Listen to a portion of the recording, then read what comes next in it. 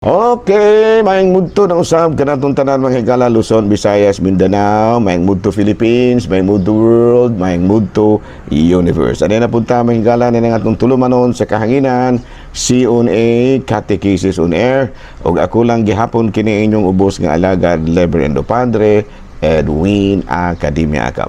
Abino adlaw karon nga Huwebes, pizza 5 na kini mga higala sa bulan sa Marso. Abino ang atong saint of the day karon mga higala, kung atong tanawon mao si San Jose de la Cruz, Saint Joseph of the Cross. Abino na tawo kini mga higala si San Jose de la Cruz ni adtong tuig 1654 ug namatay ni adtong 1734. Unya ni join siya nagkiguban siya sa 16 ka mga Franciscans mga higala, known for their reputation for holiness. Nya ordained priest, unya nahimo siyang provincial, but he didn't exempted himself from doing daily chores, no? So buutan kay gani si San Jose de la Cruz mga higala, no? Unya sadang namatay siya ni adtong 1734, gi-canonize siya isip usa ka santos ni adtong tuig 1839. Okay, no? Hala, padayon tamang higala ha, adlaw karon nga Huwebes, pizza 5 na kini sa bulan sa Marso. Na, tinatama higala sa laing pangutana sa usa ka awit, no? Pangutana sa usa ka awit. Dili na ni awit mga higala, no? Do Jesus, may mga, na pag yun ang utana ani?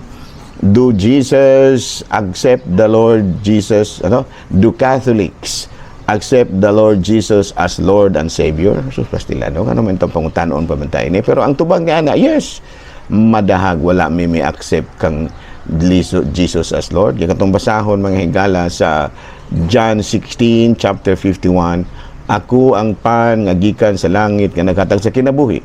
Ang mukaon ni ining pan dili gayud mamatay, ug ang pan nga akong ihatag mao ang akong unod aron mabuhi ang kalibutan. Sa ito pag iilagin nato si Kristo gani naagid tay kanang proclamation of faith mga higala. Kung sa na kining gitawag nato credo. Duha man naka-credo nato, Apostolic Creed ug Nicene Creed. Yang atong gibansay kada Domingo, Nicene Creed gyud na, no?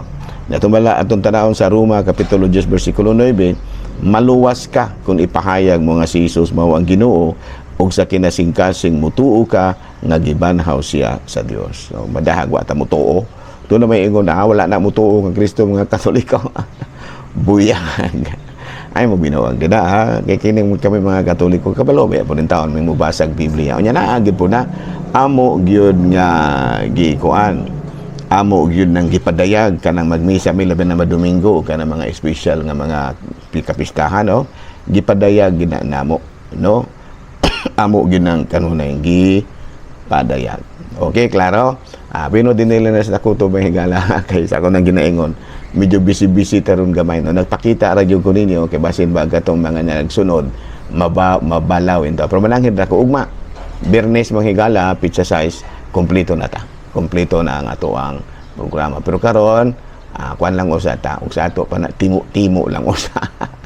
Timo lang usa ta. Kasi ako man ning bili mo bisihan ako kay gibisitahan lagi na ako tong ako ang kuan kanang akong kanhilan lady nga in taon mo nakatabang nako pag ay mahigala sa ako ang pag-eskwela diri sa Cebu. Gilaliman kag libre ko balay og kanang kaon tungod lagi pero gatabang ko sa balay.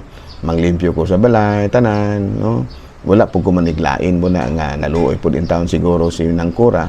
Nagihimo po ko niyang tutor sa iyahang tulo ka anak. Upat man siguro. Upat ka anak. Tulo ba? Si Insik, si Nanet. Uy, upat yun ka anak. May galamay. Ako po din tayo nag-tutor. Ayan, no? Pero libre ko kaon tanan. O libre po balay. Okay, so daghang salamat ha. Kinilang gihapon, kining ubos nga alagad, Reverendo Padre Edwin Academia Acab. Manamilit na usab ka ninyo. O manalangin ka na to ang Diyos ang kagawang sa nanamahan, Anak, Espiritu Santo. Good noon, Pilipinas.